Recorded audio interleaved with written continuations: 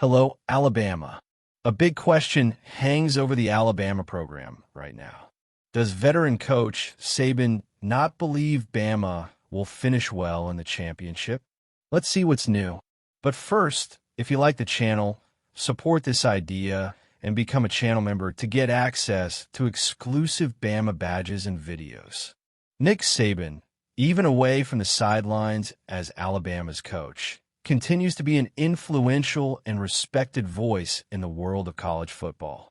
His perspective on the Crimson Tide's current situation reflects the mix of hope and caution that permeates the program as it navigates a season full of challenges.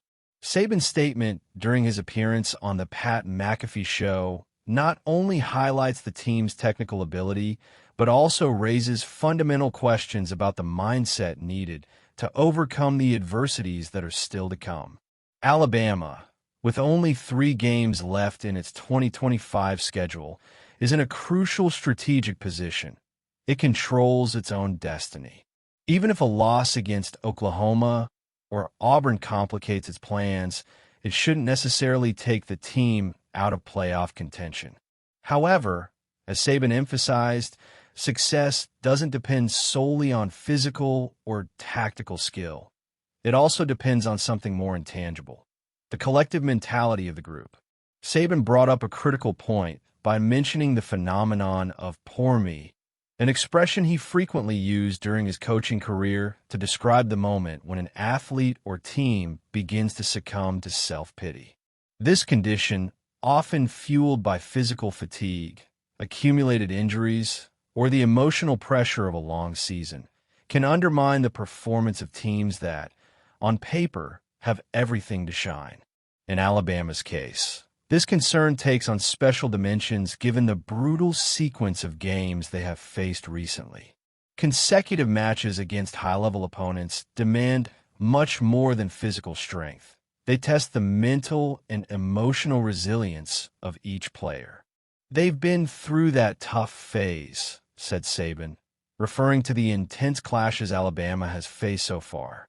But, as he himself observed, the real question now is whether the team will be able to capitalize on the momentum gained in these battles or allow the weight of the difficulties to determine the course of the season. It's worth remembering that this opinion was given before the game against Oklahoma. The context presented by Saban is particularly relevant when we analyze Alabama's schedule. Playing 4 or 5 consecutive games against high-caliber teams is not something any program can do without consequences. Physical exhaustion is inevitable, but mental exhaustion can be even more decisive. If the team starts to succumb to the "poor me" narrative, this will be directly reflected in the quality of training, tactical preparation, and ultimately, on-field performance. Saban knows this better than anyone.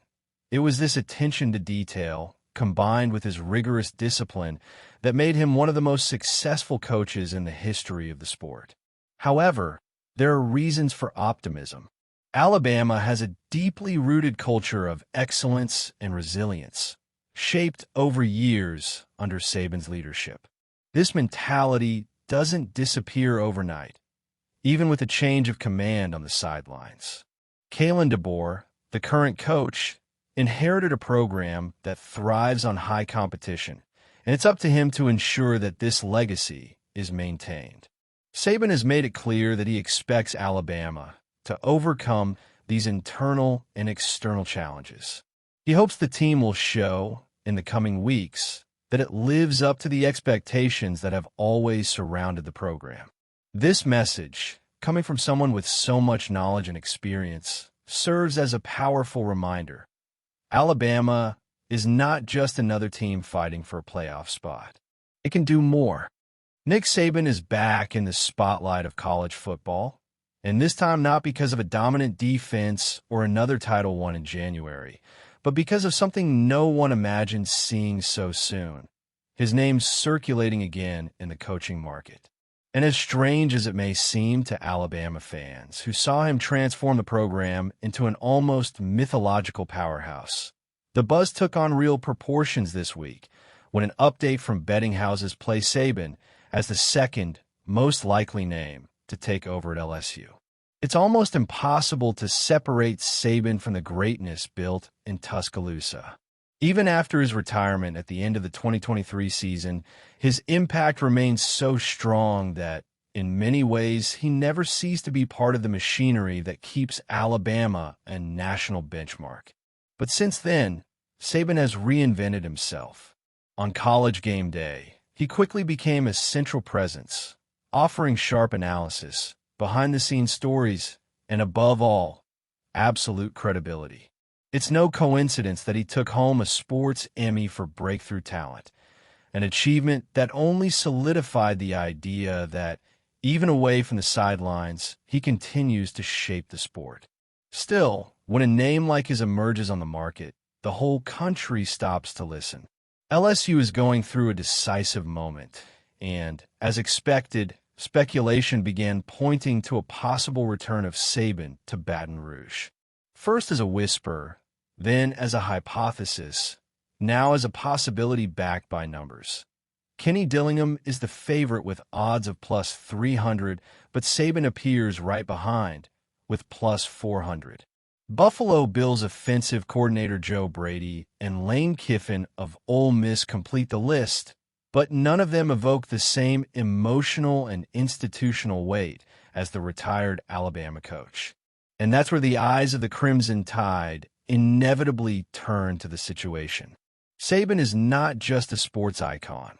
He is the architect of Alabama's modern era. There are 292 wins, 71 losses, and one tie throughout his stints at Toledo, Michigan State, LSU, and, of course, Alabama. He has 11 SEC titles and 7 national titles, a number that, on its own, would justify any university abandoning haste, budget, and even logic to try and lure him back to the field. But there's something even deeper in this discussion. The legacy Saban left in Tuscaloosa remains alive, and part of that is due to how Kalen DeBoer has taken on the mission of keeping the program competitive, disciplined, and connected to the current landscape.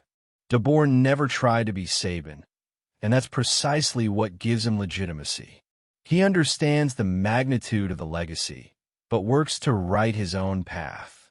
Therefore, seeing Saban flirting, at least in theory, with a return to LSU automatically reignites debates about rivalry, memory, and influence. And even if none of this is directly related to Alabama's current work, any move involving Saban shakes up the entire SEC chessboard. The truth is, for LSU, Saban represents instant stability. He knows the local culture, the recruiting corridors in the Southeast, the inner workings of a program that has already led to the top.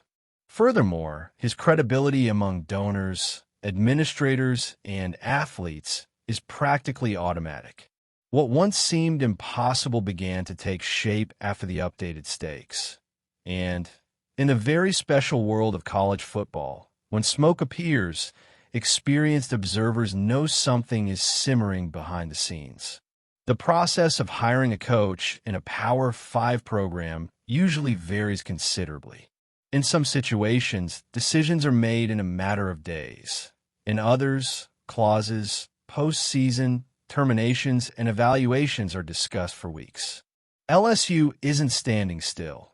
There are talks with other big names, including scheduled visits with Lane Kiffin and his family. But the simple fact that Saban's name is involved makes each step of the process seem slower, heavier, and more full of expectation. For Alabama, however, there's no reason for nervousness. In Tuscaloosa, the transition has already been made, and it was successful. Kalen DeBoer assumed not only the position, but also the responsibility of keeping alive the identity built over almost 2 decades.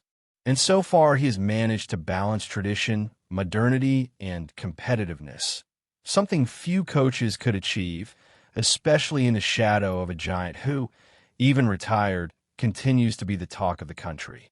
If Saban really considers a return to LSU, It will be a move that will shake up the entire college soccer environment. I don't believe that will happen. Ty Simpson entered the 2026 draft conversation much faster than many imagined, and that alone reveals the talent Alabama has on its hands. After the New York Jets publicly decided to change their plans and bench Justin Fields, a quarterback signed to a 2-year, $40 million contract, to make room for veteran Tyrod Taylor, the entire league automatically turned its attention to the next generation of quarterbacks. And that's where Simpson's name gained traction. But along with this early projection, an inevitable question arises. Is this really the ideal time for him to enter the draft? Simpson's numbers in 2025 are undoubtedly noteworthy. In his first season as Alabama starter, he completed 226 of 338 passes, 66.9%, for 2,787 yards, threw 22 touchdowns, and only committed 2 interceptions. He also added 78 rushing yards and 2 rushing touchdowns. In the game against Oklahoma, even with the 23-21 loss, Simpson shone again. 326 yards, a touchdown, and an interception in 42 attempts. A performance that reinforces why so many eyes are on him. It's no wonder that Ayrton Osley of USA Today placed him as the number 5 pick for the New York Jets in his most recent mock draft. Osley called Simpson a rising star, highlighting his ability to play under pressure, distribute the ball at different levels, and extend plays with his legs. However, even praising his arsenal, the analyst also touched on a point that should serve as a warning for Simpson and Alabama: lack of experience. And that's the most important detail in the whole discussion. Simpson may have the talent to be a high pick. No one questions that. But talent and readiness are different things, and the NFL doesn't usually have patience with quarterbacks who arrive raw. The Jets situation makes this even clearer. The team is 2-8, has one of the worst passing attacks in the league, and despite investing heavily in Fields, is already considering changing direction again. This means that any rookie quarterback who ends up there will be immediately thrown into an unstable environment with little room for error. It's the kind of scenario that can accelerate a career or break one. Simpson is young, has only been a starter for a year, and is still developing important nuances of the game.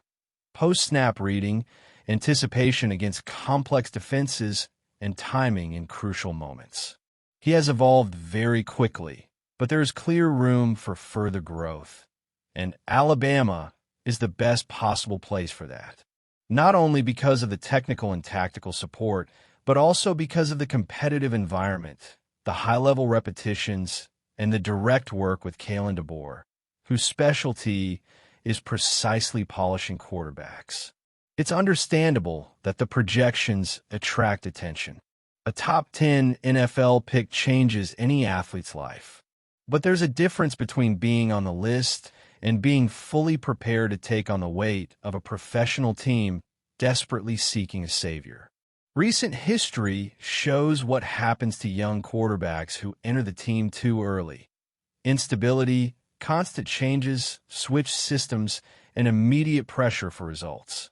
None of that fits Simpson's current situation, as he is still building his foundation as a starter. Therefore, the question isn't whether he can be a top 5 pick. He's already proven he can be. The real question is, should he go now? The answer, it seems, is maybe not. Simpson is on the rise, but still malleable.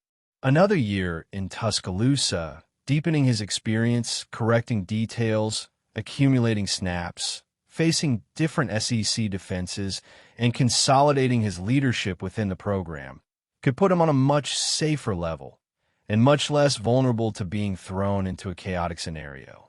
Only one season separates him from being not just a talent with potential, but a completely ready quarterback. And considering what Alabama can still offer him, staying another year might be the best decision of all. For him, for his future, and even for the team that will inevitably draft him later on. The NFL will still be there. Alabama, too. The question is which one he needs now. And looking at the big picture, the answer seems pretty clear. Honestly, what's your opinion?